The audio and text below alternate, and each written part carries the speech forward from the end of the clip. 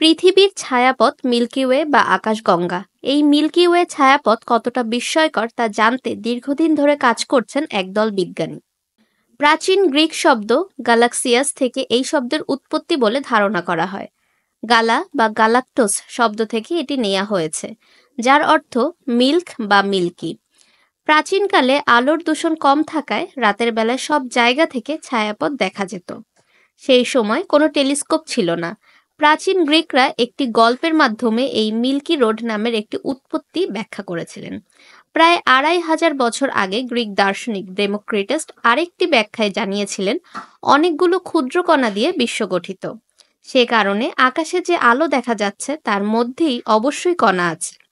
এই আলোগুলোকে আমরা তারা বলি। ওই সময়ের কয়েকশো বছর পর মানুষ মিল্কি ওয়েতে আসলেই তারা দেখতে পেয়েছিল। ১৭ শতকের গোড়ার দিকে ডাচ চশমা প্রস্তুতকারক হান্স লিপারহে একটি অসাধারণ উদ্ভাবন করেছিলেন। তিনি দেখিয়েছিলেন দুটি লেন্সের মধ্যে দিয়ে দেখলে দূরের কোনো কিছুকে বড় আকারে দেখা যায়।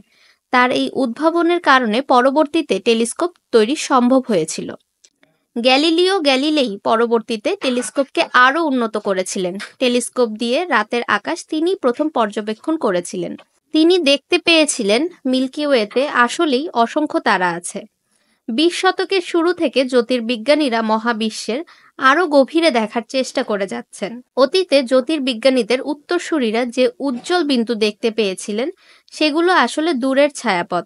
প্রায় ১ ট্রিলিয়ন তারার মধ্যে আমাদের বিশ্ব একটি, যেখানে মানুষ বাস করছে। কিন্তু এটাই একমাত্র যার নাম মিল্কি ওয়ে, প্রাচীন বিশ্ব থেকে আসা এক পৌরাণিক নাম। ফাহমিদা বিনতে আনোয়ার, নিরপেক্ষ নিউজ ডেস্ক, ঢাকা।